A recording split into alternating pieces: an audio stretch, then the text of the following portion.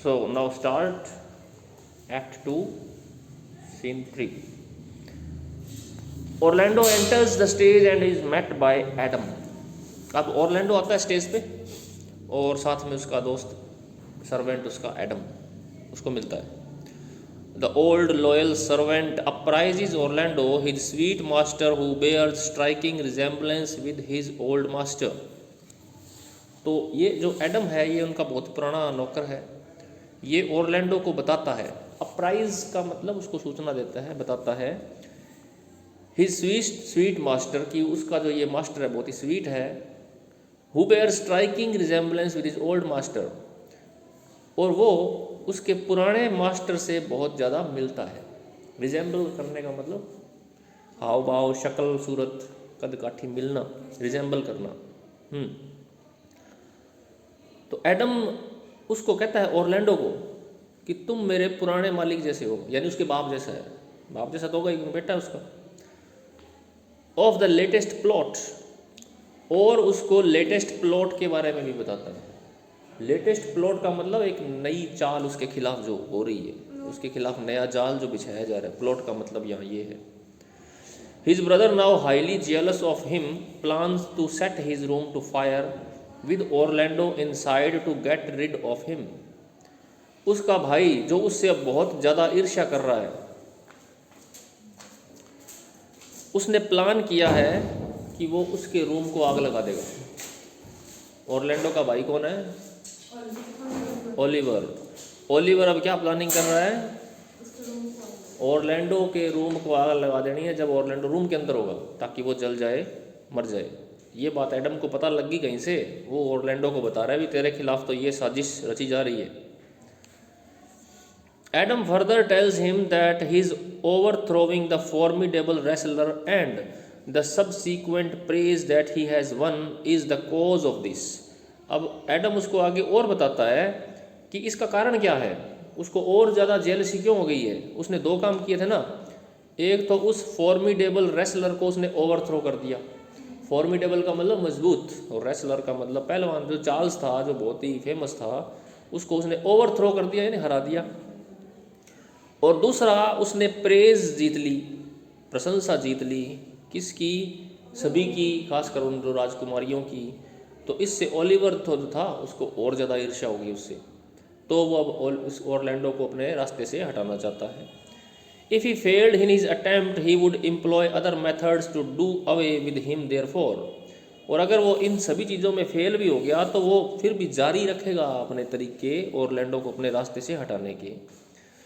Orlando is advise to leave the place and not to come back. इसलिए उसको सलाह दी जाती है, ऑरलैंडो को वो सलाह दे रहा है कि कहाँ चला जाए वो, इस जगह को छोड़ करके कहीं भी चला जाए और वापस ना आए यहाँ पे. उसकी जान को खतरा है. Orlando expresses his inability to earn his living. अब ऑरलैंडो कहता है कि मैं यहाँ से चला जाऊँगा तो खाऊंगा क्या, करूँगा क्या, मैं अपनी कमाई कैसे करूँगा. As he is not given that training, क्योंकि उसको कभी किसी काम की कोई ट्रेनिंग नहीं मिली है, ना वो स्कूल गया कभी. The only way to support himself would be lead the life of a brigand. और एकमात्र रास्ता होगा उसके लिए ज़िंदगी जीने के लिए कि वो डाकू बन जाए, चोर बन जाए, लुटेरा बन जाए. ब्रिगेंड का मतलब होता है चोर, लुटेरा. और a highwayman which he would not adopt, या कोई भिखारी बन जाए, हाईवे मैन भटकता रहे सड़कों पे, वो भी वो अडॉप्ट नहीं करेगा. Adam comes to his rescue in such a moment. तो एडम उसके रेस्क्यू के लिए आता है इस स्थिति में. रेस्क्यू करने का मतलब बचाना, किसी की रक्षा करना. And willingly agrees to give 500 crowns. और एडम उसको 500 क्राउन दे देता है अपने बचत किए हुए.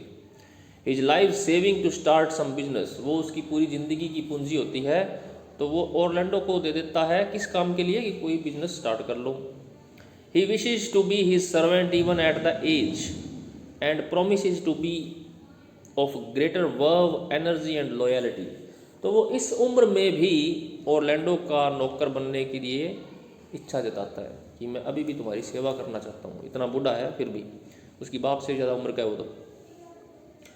और उसको प्रॉमिस करता है कि वो सारा जोश, उमंग, उत्साह और वफादारी के साथ वो उसके साथ ही रहेगा, उसके साथ उसकी सेवा करेगा, वफादारी और निभाएगा। कमेंट्स देख लेते हैं। In Orlando's praise of Adam's loyalty one finds a reference to a happier and more humane time when men were moved by love and duty rather than the selfish और पिटी गेन्स। तो जब Adam का हम behaviour देखते हैं ना, तो हमें पुराने ज़माने की वो नैतिकताएं, पुराने ज़माने की ईमानदारियाँ, वो सब याद आ जाती हैं कि किस तरह से पहले लोग ईमानदार हुआ करते थे और इतने स्वामी भक्त हुआ करते थे।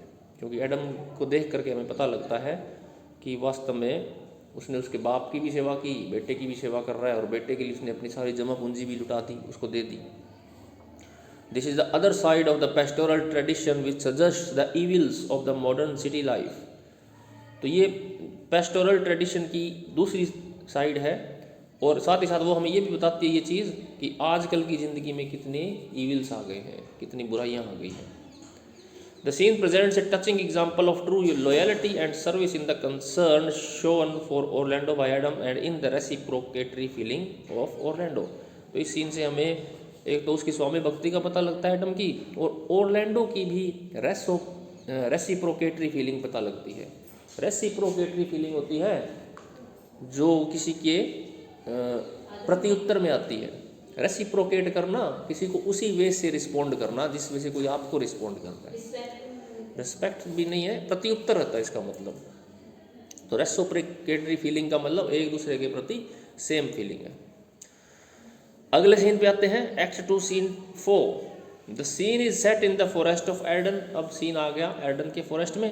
Rosalind disguised as Ganymede and Celia disguised as Aliena and Touchstone enter. अब ये तीनों लोग जो भेष बदल के आए हैं, रोजालिंड ने गैनीमेड का रूप लिया हुआ है, सीलिया एलिना बन गई है, और टचस्टोन अपने वास्तविक रूप में ही है। The trio are fatigued and totally exhausted. अब ये तो तीनों बहुत ही थके हुए हैं, अच्छे से एग्जॉस्ट हुए पड़े हैं, क्योंकि जंगल में आए हैं चल के इतनी दूर से। Rosalind has to give courage to the weaker sex as she is dressed like a man and must maintain the honour of her exterior. Rosalind क्योंकि अब क्या बनी हुई है, मैन बनी हुई है, तो वो वीकर सेक्स को करेज देती है। वीकर सेक्स का मतलब औरत को। उसके साथ औरत कौन है, एलिना यानी सीलिया है। तो अब उसका एक फ़र्ज़ ये बनता है कि क्योंकि अब वो आदमी बनी हुई है तो आदमी की तरह ही बिहेव करे, और जो जैसे उसने कपड़े पहने हुए हैं वैसा ही वो आचरण करे। तो फिर एक आदमी की तरह वो सीलिया को हिम्मत बनाती है, क्योंकि अब वो रो नहीं सकती है वो उसकी तरह, क्योंकि वो एक आदमी है। They meet an old shepherd Corin. वो एक ओल्ड शेफर्ड कोरिन से मिलते हैं। And a young shepherd name Silvius.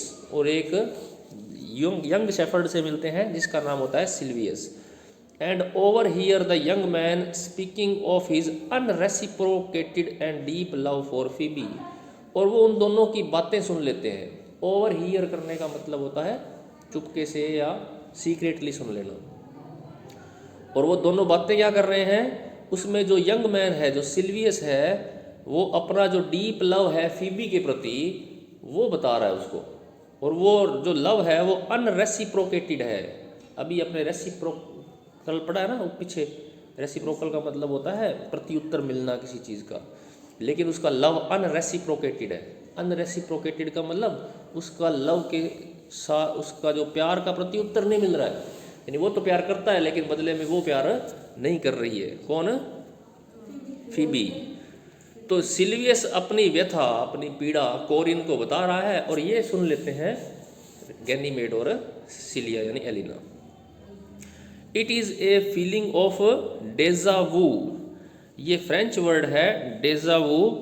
डेजा वू का मतलब वो कंडीशन जो कोई व्यक्ति पहले से ही महसूस कर चुका है।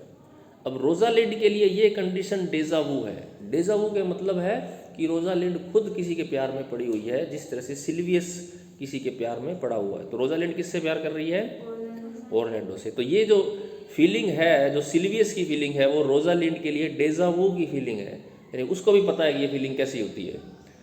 She is painfully reminded of her love for Orlando.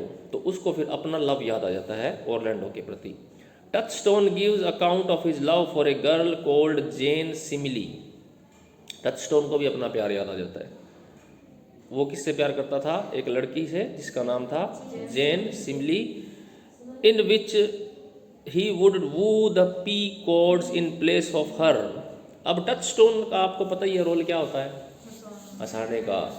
तो टच स्टोन कहता है कि मैंने उसकी जगह, जो उसकी प्रेमिका है उसकी बजाय पी कॉर्ड्स को वू किया है। वू करने का मतलब मैंने बताया था आपको, मनाना किसी को, है ना। तो उसने पी कॉर्ड्स को मनाया है। पी कॉर्ड का मतलब होता है मटर के पौधे, यानी उसने मटर के पौधों को ही लड़की मान के मटर के पौधों के साथ बातचीत की है, उसको मनाया है। इन place of her kiss the beater which her hands had touched और kiss the udders of the cow which were milked by her hands. और उसने हर उस चीज़ को किस किया है जिस चीज़ को उसने टच किया था। तो उसमें वो काऊ के जो थन होते हैं ना, जिससे हम दूध निकालते हैं, उसने उनको भी टच किया है। टच क्या किया, उनको किस किया है। क्यों किस किया है, क्योंकि उनको टच किसने किया था, उसकी प्रेमिका ने। तो वो थोड़ा इसको लाइटली बता रहा है। वो कहता मैं तो ऐसे प्रपोज करता हूँ, ऐसे प्यार करता हूँ अपनी प्रेमिका से। On his part Rosalind asked Corin if they could be given some food and shelter. अब रोजालिंड कोरिन से पूछती है कि क्या वो उनको कुछ शेल्टर और फूड दे सकते हैं। शेल्टर और फूड का मतलब खाना और शरण दे सकते हैं, क्योंकि वो अभी अभी जंगल में आए, उनके पास तो रहने की जगह भी नहीं है।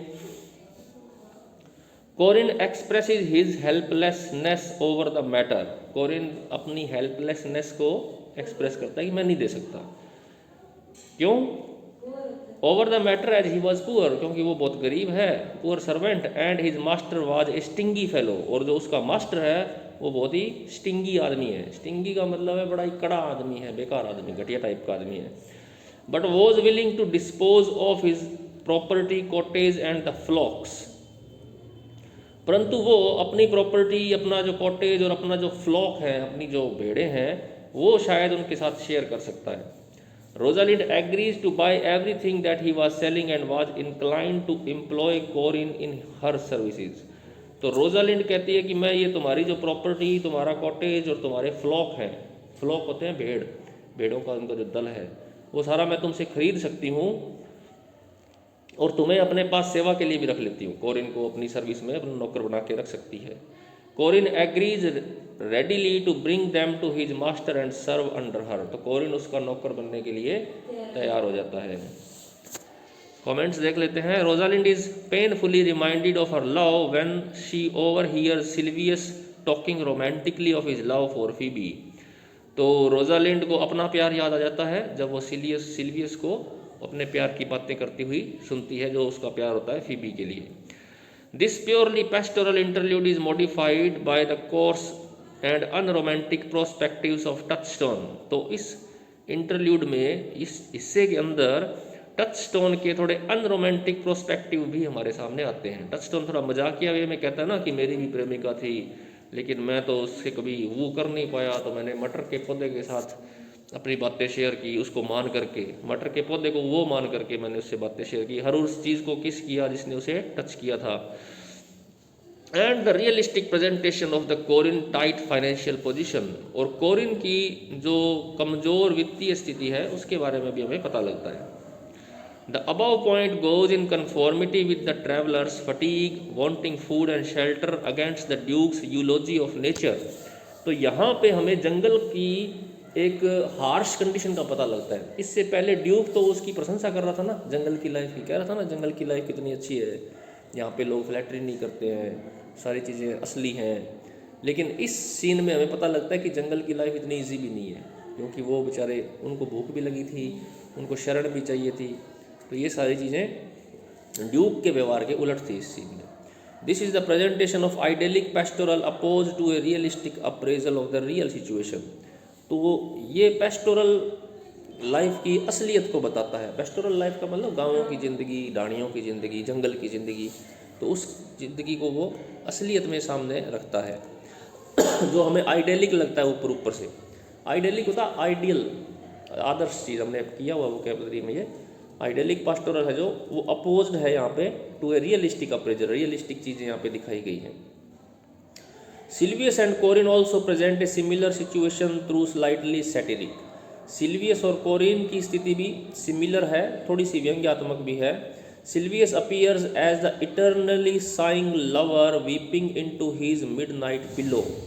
सिल्वियस यहाँ अपीयर होता है एक ऐसे लवर के रूप में जो इटर्नली साइंग है, जो हमेशा साई करता रहता है। साई करने का मतलब आए बढ़ता रहता है, परेशान होता रहता है, याद करता रहता है किसी को, और हमेशा मिडनाइट पिल्लो के ऊपर रोता रहता है, यानी आधी रात तक रोता रहता है अपनी बिलव्ड को याद करके। Much against the pastoral tradition. Corin is unable to provide as against the pastoral tradition food and hospitality to Rosalind and Celia, as his master is of curlish disposition and he is a servant to him. अब यहाँ पे ये भी अभी कोरिन जो है वो उनको वो सब कुछ नहीं दे पाता है जो वो मांगते हैं। वो मना कर देता है ना कि मेरा तो मास्टर ही बड़ा अक्खड़ स्वभाव का है तो मैं नहीं दे सकता, लेकिन वो उनको ऑफर ज़रूर कर देता है अपनी सारी चीज़ें, आप खरीद सकते हो मेरे से ये। ओके, सीन 5 पर आते हैं। In this scene we meet the melancholy Jaques face to face. इस सीन में हमें जेकस मिलता है फेस टू फेस। जेकस, अभी तक जेकस का जिक्र किया था किसी ने, किसी दरबारी ने कहा था ना कि मैंने उससे बोलते हुए सुना है ये चीज़ें, अब हम स्पष्ट सामने पाते हैं उसको। He is found listening to a song extolling the pastoral life by Amiens. तो उसको हम पाते हैं एक गाना सुनते हुए, और उस गाने के अंदर प्रशंसा की जा रही है पेस्टोरल लाइफ की। एक्सटोल का मतलब प्रशंसा करना, और वो गाना गाया जा रहा है एमीन्स के द्वारा। Jaques wants more as he can, as he says draws melancholy out of a song as a weasel sucks the contents out of the eggs.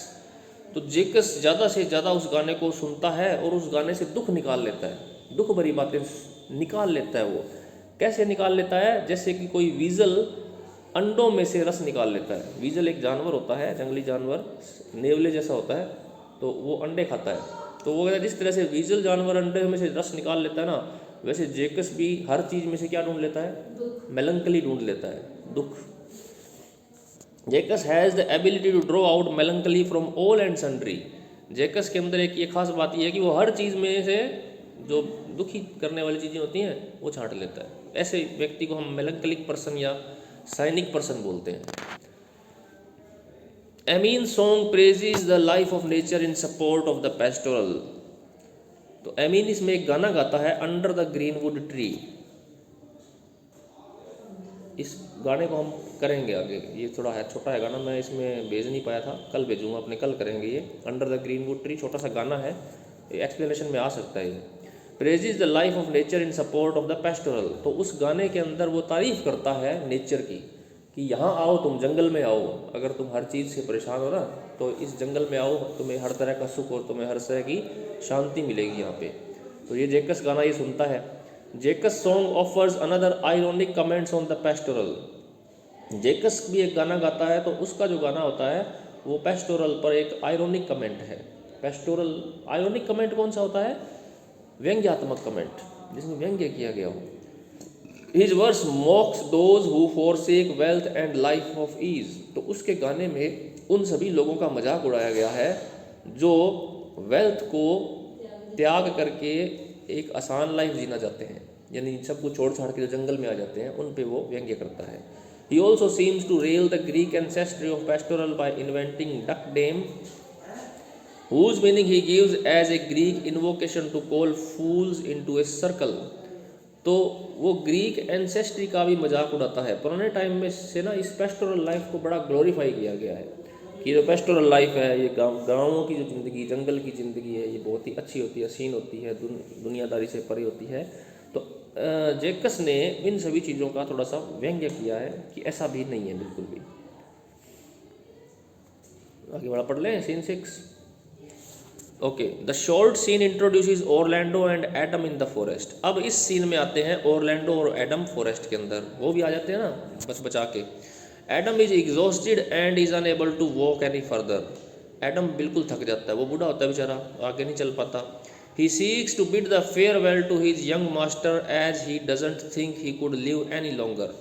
तो वो कहता है कि मैं अपने मास्टर को फेयरवेल करना चाहता हूँ, तुमसे मैं विदा लेना चाहता हूँ। उसको ये लगता है कि अब उसकी मौत निकट है, बहुत ज़्यादा जी नहीं सकता वो। Orlando cheers him up and asks him to show a little more courage. लेकिन ऑरलैंडो उसकी हिम्मत बढ़ाता है, तो हिम्मत दिखाओ, अभी कुछ नहीं हुआ. Orlando cheers him up and asks him to show a little more courage. He promises that if that wild wood has any beast living there, he would either hunt it for food or become its hunt. वो उसको promise करता है कि अगर जंगल में अब उसको कोई भी जानवर मिला तो या तो वो उसको मार देगा या वो जानवर उसको मार देगा, यानी उसके लिए वो कुछ भी करेगा, वो खाना उसको देगा क्योंकि वो भूखा भी है, प्यासा भी है. He takes a promise from Adam to live until then. तो वो एडम को कहता है कि मुझे प्रॉमिस करो कि तुम अभी नहीं मरोगे, अभी मैं तुम्हारे लिए बहुत कुछ करना चाहता हूँ. If he fails in his promise, then he would give him the permission to die. और अगर वो उसके लिए कुछ नहीं कर पाया तब वो उसको मरने की अनुमति दे देगा. Before leaving, he shifts him to a shady place. तो वहाँ जाने, वो जो उसको छोड़ के जाने वाला होता है तो वो उसको एक शेडी प्लेस में छोड़ करके जाता है. वो कहता है मैं अभी आता हूँ, तुम्हारे लिए कुछ ले के आता हूँ, शिकार करके आता हूँ. तो ये ज़िंदगी है जंगल की. देखो आपको खाने के लिए शिकार करने पड़ते हैं. वो एक आता है ना बेयर ग्रिल्स का, डिस्कवरी में आया करता था ना, वो सिखाता है हमें कि किस तरह से अगर आप जंगल में या कहीं सुनसान जगह पर हो तो जियोगे कैसे. वो कितना वो सब कुछ खा लेता है ना, देखा हुआ है क्या. तो वो तो एक तरह से ना हमें सिखाता है कि बाई चांस हम ऐसी कंडीशन में पड़ जाएं. हैं क्या? हाँ. ओके, कमेंट्स पढ़ लेते हैं. Where the life of the forest is sweet and giving to duke senior and his man, it is inhospitable, deserted and harsh to strangers.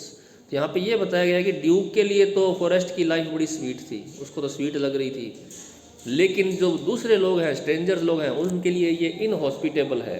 Inhospitable का मतलब उसका जो स्वागत ना करने वाली है, क्रूर है उनके लिए. हॉस्पिटेबल आदमी वो होता है जो घर आए आदमियों का बड़ा अच्छे से स्वागत करता है, सेवा करता है. इनहॉस्पिटेबल पर्सन वो होता है जो आदमियों की सेवा नहीं करता है.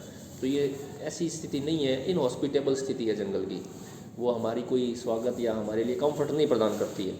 डेजर्टेड, सुनसान है, और हार्श भी है. हार्श का मतलब कठोर है, कड़ी है.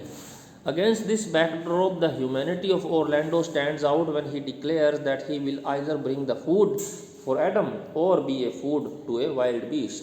तो ऑरलैंडो को अपने नौकर की हालत देखी नहीं जाती, तो वो और नौकर भी उसको कहता है ना कि मैं मरने वाला हूँ. तो ऑरलैंडो कहता है कि तुम यहीं रुको, अब मैं तुम्हारे लिए या तो कुछ लेके आऊँगा या खुद मर के आऊँगा. तो यहाँ पे हमें ऑरलैंडो की एक इंटीग्रिटी देखने को मिलती है, ईमानदारी, सच्चाई उसकी. It also speaks of the true loyalty and service of Adam for his master. इस सीन से हमें ये भी पता लगता है कि एडम कितना स्वामी भक्त है. ये तो पहले ही पता लग गया था, उसने सारे पैसे उसको दे दिए थे. And the reciprocal feeling of Orlando, और ऑरलैंडो की फीलिंग भी रेसिप्रोकल है. रेसिप्रोकल का मतलब जैसी उसकी फीलिंग है वैसी ही ऑरलैंडो की है. सीन 7 पढ़ लें. ओके, लास्ट पढ़ लेते हैं. Duke senior comes in search of जेकस and finds him ultimately. Duke senior जेकस को सर्च करता है और उसको ढूंढ लेता है. ये सर्च क्यों कर रहा है? क्योंकि इसके दरबारियों ने जेकस के बारे में बहुत कुछ बताया था ड्यूक को कि जेकस ऐसा है, ऐसी ऐसी बातें करता है, तो इसकी इच्छा होती है कि उससे मिले हम. Jaques is quite happy as he has met a professional fool in the forest. Jaques भी काफ़ी खुश है क्योंकि वो फॉरेस्ट के अंदर एक प्रोफेशनल फूल से मिल चुका है. प्रोफेशनल फूल कौन होते हैं? फूल उनको बोलते हैं, हाँ मूर्ख को बोलते हैं, लेकिन यहाँ मूर्ख नहीं है इसका मतलब. फूल वही होता है जैसे टच स्टोन है ना, यहाँ टच स्टोन फूल है, क्लाउन है. फूल उसको बोलते थे जो राज दरबार में आदमी रहता था और उसको एक स्वतंत्रता ये होती थी कि वो हर किसी का मजाक उड़ा सकता है. राजा का भी मजाक उड़ा सकता था, राजा ने उसको ये आज़ादी दी होती है. क्यों रखते थे वो एक ऐसा आदमी? ताकि कोई सीरियस कंडीशन हो ना तो आदमी ज़्यादा सीरियस ना हो, हर चीज़ को हल्के में भी लेना चाहिए, कभी कभी हर चीज़ को सीरियस में नहीं लेना चाहिए. तो टच स्टोन का ये काम होता था कि वो हर स्थिति में मजाक करता रहता था, हंसाता रहता था लोगों को, और उसको ये आज़ादी भी थी कि तुम किसी का भी मजाक उड़ा सकते हो, तुम पर कोई भी आँच नहीं आएगी. तो जेकस एक फूल से मिलता है, उस फूल को मिलकर के वो बड़ा खुश होता है. He admires the profession of a fool very much and wishes to emulate one. Jaques भी एक फूल बनना चाहता है, वो उस फूल के प्रोफेशन को बड़ा एडमायर करता है, फूल का जो काम है उसको, और वो भी चाहता है कि एक फूल बने या फूल की तरह है, वो भी लोगों का मजाक उड़ाने की उसको आज़ादी मिल जाए, कि उसकी बात का कोई बुरा ना माने। इम्यूलेट करने का मतलब क्या होता है? कॉपी करना। हाँ, कॉपी करना। इम्यूलेट एक पॉजिटिव वर्ड है, भी अच्छे तरीके से कॉपी करना, प्रेरित होना किसी चीज़ से। He wants to be given those freedoms and liberties which a professional fool enjoys by the virtue of his profession. वो भी उस फूल की फ्रीडम और लिबर्टी को एंजॉय करना चाहता है जो उस प्रोफेशन का एक खास गुण है। To pass comments at one and all without being jeopardized। और वो कौन सी खास चीज़ है उस फूल के प्रोफेशन की, कि वो किसी पे भी कमेंट पास कर सकता है बिना किसी खतरे के। विदाउट बीइंग jeopardized का मतलब बिना किसी खतरे में आए। Duke senior reprimands him for this, and he had himself been a libertine and gay fellow who instead of cleansing the world of its impurities would pour more into it। तो Duke senior उसको इस बात के लिए झिड़कता है, रेप्रीमेंड करता है, और वो ये कहता है कि वो खुद ही है, हाँ, as he had himself been a libertine, क्योंकि वो खुद एक लिबर्टाइन रह चुका है। लिबर्टाइन का मतलब किया हो ना हमने, करो याद फिर, प्ले बॉय, जो बदमाश टाइप का आदमी होता है। And gay fellow, gay fellow का मतलब बड़ा मस्ती करने वाला आदमी, उसको गे बोलते हैं। Who instead of cleansing the world of its impurities would pour more into it. और जो वर्ल्ड को क्लीन करने की बजाय, वर्ल्ड को अशुद्धियों से मुक्त करने की बजाय और ज़्यादा अशुद्ध करता है।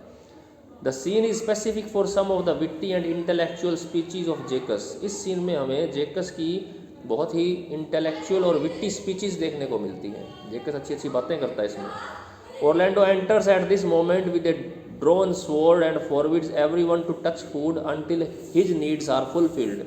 तभी ओरलैंडो आ जाता है और ओरलैंडो के हाथ में तलवार होती है। वो सभी को कहता है कि यहाँ पे जितना भी सामान है ना खाने पीने का, वो सब मेरा है, कोई उसको हाथ ना लगाए। क्योंकि ओरलैंडो को मजबूरी होती है ना, उसके नौकर के लिए खाने के लिए जाना होता है, खुद भी भूखा होता है वो। Duke senior speaks to him politely and tells him that with humility. लेकिन ड्यूक उससे बहुत अच्छे से बात करता है, पोलाइटली बात करता है और नम्र रहता है उसके साथ। Orlando appeals to their reason and heart to give feed to a tired old man who would not live without food। तो ओरलैंडो फिर उनको अपील करता है कि उसको क्यों चाहिए। वो कहता है कि मेरे साथ एक बूढ़ा नौकर है जो अब बिना खाने के जिंदा ही नहीं रहेगा, तो मुझे ये चाहिए। The duke gives permission to bring him to that place and until he has come back he promises that they will not touch food. तो ड्यूक कहता है कि भाई तुम उसको यहाँ ले आओ और तुम्हारे आने तक हम किसी भी चीज़ को टच नहीं करेंगे, तुम्हारा यही सब।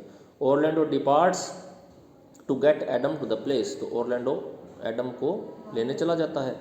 इन the interlude the duke proclaims that they are not the only ones to be unhappy but the world presents more distressing sights than theirs.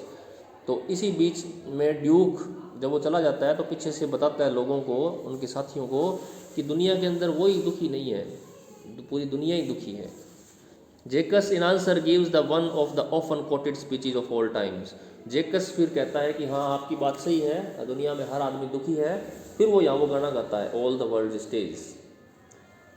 वो हमने पढ़ा ही हुआ ना, 7 अवस्थाएं। तो यहाँ वो उस ड्यूक को जवाब देता है कि तुम सही हो, सारी दुनिया ही दुखी है। तो ये जो गाना है ना, इसमें दुखी तो बताया गया है कि पैदा होता है, फिर वो बड़ा स्कूल बॉय बन जाता है, फिर वो जज बन जाता है, फिर सोल्जर बन जाता है, फिर लास्ट में मर जाता है। यही तो ज़िंदगी और है क्या? तो ज़िंदगी में दुख ही दुख है। उसका कहने का मतलब ये था, all the world stage and all the man and women merely players. तो ये एक स्टेज है दुनिया, हम प्लेयर हैं, हम आते हैं, अपना रोल अदा करते हैं और चले जाते हैं। तो ये सारा हमने पढ़ा हुआ है। On Orlando's arrival, the Duke welcomes Adam, also gives them food and asks Amin to sing a song on the occasion। तो जब वापस ओरलैंडो आता है तो ड्यूक दोनों का स्वागत करता है, उनको खाना खिलाता है और वो एमीन को बोलता है कि एक गाना गाओ इस मौके पर। तो कमेंट्स हैं, Jaques dominates the scene throughout. तो ये सीन को पूरा जेकस है वो डोमिनेट करता है। It is the biggest scene that he enjoys. His speeches in the scene are worldly wise and thought provoking. तो इस सीन के अंदर जो वो स्पीच देता है वो बहुत ही फेमस है, बहुत ही काम की है, वर्ल्डली वाइज है। After the arrival of Orlando he delivers all the world. तो जब ओरलैंडो आ जाता है तो वो ये गाना गाता है, all the world but it serves a dramatic purpose also, as Orlando needs time to go and fetch Adam to the Duke's presence. तो जब ओरलैंडो वहाँ होता है तब वो गाना शुरू करता है, ओरलैंडो चला जाता है और वापस आता है, तब तक वो गाना गाता रहता है, तो इससे ये पर्पस पूरा हो जाता है खाली समय का. Jacques desires for clown's attire and his position as a courtly fool to satirize the society and cleanse the infected world of its maladies, but the Duke silences him, calling him a libertine and an immoral person who would cause more problems than actually solve and corrupt the world further. ये सारी चीज़ हमने ऊपर पढ़ ली है. जेकस की किस तरह से इच्छा ये होती है कि वो एक फूल बन जाए ताकि उसको आज़ादी मिल जाए, हर किसी पर कमेंट पास करे, लेकिन ड्यूक सीनियर कहता है कि वो तो पहले से ही एक लिबर्टाइन आदमी है, पहले से ही बड़ी मस्ती करता है, उसको और इससे क्यों चाहिए इतनी, वो दुनिया को फिर और ख़राब कर देगा. But how far the duke's response can be considered in earnest is debatable, as no one else in the group seconds it and neither does Jacques' characters anywhere in the play so reveals it. तो Duke का जो ये response है इसको गंभीरता से नहीं लिया जाना चाहिए, क्योंकि जेकस अपने हिसाब से ही काम करता है इसमें, जेकस के मन में जो कुछ आता है वो बोलता ज़रूर है. ओके, कल अपने करेंगे एक्ट 3 सीन 1.